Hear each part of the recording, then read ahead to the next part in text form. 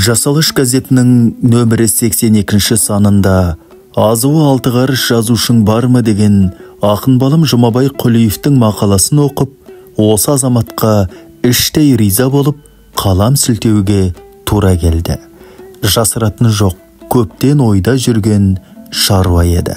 Баяғыда Сәбит Мұқанов мінбеден малшылардың ауыр жағдайын айтып тұрғанда, сол кездегі Қазақстан орталық компартиясының бірінші хатшысы Беляев, «Мұқанов жолдас, көп сөйлеп кеттіңіз, доғарыңыз» дегенде, мен большевиктер партиясының қатарына өткенде, сен үстелдің астында еңбектеп жүрген бала емес пе едің?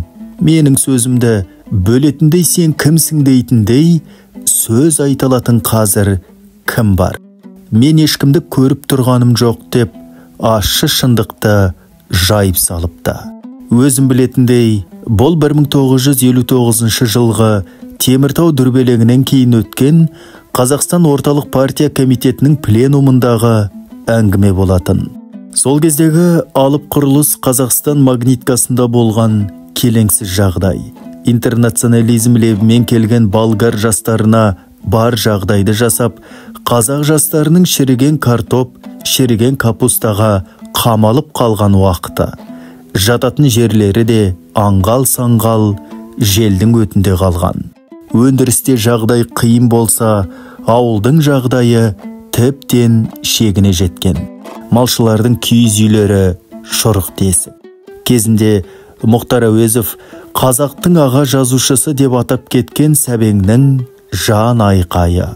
Осы әңгімеден кейін көп ұзамай Үштөбеде киіз үй шығаратын фабрика іске қосылады. Ақын балам Жұмабай Құлиев айтып отырғандай, қазіргі ақын жазушы ғалымдарымыздың арасынан Сәбеңше айқайға басатын адамды табу қиынның қиыны. Өкініштісі сол, қазір кейбіреулер ол адамның ауласына тас лақтырып жатқан жағдайға тап болып отырмыз. Кезінде алаш тұлғаларына Сәбең де шындыққа жүгінейік тас лақтырды. Менің түсінетінім, Сәбең жетімдіктің ауыр тағдырлы дәмін бір кісідей татудаяқ татқан жан.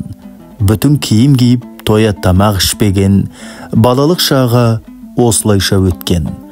Батырық ақын кедейдің жыртсын жыртқан, оқалы киім киген, пенсіне таққан алаш ардақтыларына тосырқай қарағаны рас.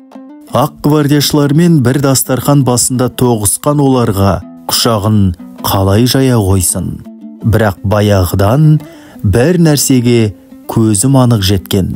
Өле-өлгенше қазағым деп жүрегі соғып кетті. 1943 жылы орталық комитет Сәбеңе жазушылар одағын басқарыңыз деп қолқа салыпты. Мұхтардың мойнындағы лағнет қамытын сыпырыңдар. Яғни Мұхаңның 30-шы жылдардың ортасындағы сотталуы туралы әңгіме. Содан кейін Сәбең, мен содан кейін келісім берем дегенді ғалым Тұрсын Жұртбай жазбасынан кезіктірдім. Қазаққа жан ашудың биік шыңы деуге боларлық тіршілік. Қазіргі таңда қазаққа бұйырмай тұрған қадір қасиет. Мағжанмен арадағы жазысқан хаттаршы, Қызылжарда жадап жүдеп жүрген Мағжанды Сәкеннің Алматыға шақыруы, Сәбеңнің вокзалда күтіп алуы, сағынышты қауышулар қазір кейбіреулерге өтірік сияқты. Өз басым кәдімгі Сәбеңді көріп, сөзін тыңдаған жанмын. Бұл 1964 жылы болып еді. Ол кезде Ақмоладағы педучилищені аяқтап жатырмыз. Кітап дүкендеріне әйгілі жазушының Есею жылдары деген еңбегі түсіп, бір бөлмедегі 4 бала 4 кітап сатып алдық. Училищені тәмамдау емтихандарына дайындық, арасында кітапқа деген қызығушылық. Әсіресе есімде қалғаны Қажымұқан мен Ақын Исаның қылықтары. Сол жылы жаз айларының бірінде Ақмолаға Сәкен аға Сейфуллиннің 70 жылдық мерейтойын атап өту үшін Алматыдан Сәбит Мұқанов бастаған қонақтар келді. Сол кезде одақ бойынша алып құрылыстардың бірі саналатын тың игерушілердің мәдениет сарайы пайдалануға берілген. Осы үлкен сарайда мерекелік салтанатты жиын өтті. Қонақтардың қатарында ақынның асыл жары Гүлбахрам Сейфуллина тәтеміз, туған інісі Мәжит Сейфуллин, болашақ айтулы әдебиеттанушы ғалым Тұрсынбек Кәкішев, президиумға жазушының ізін ала педучилищеде ұстаз болған Балдай Байтоғаев та болды.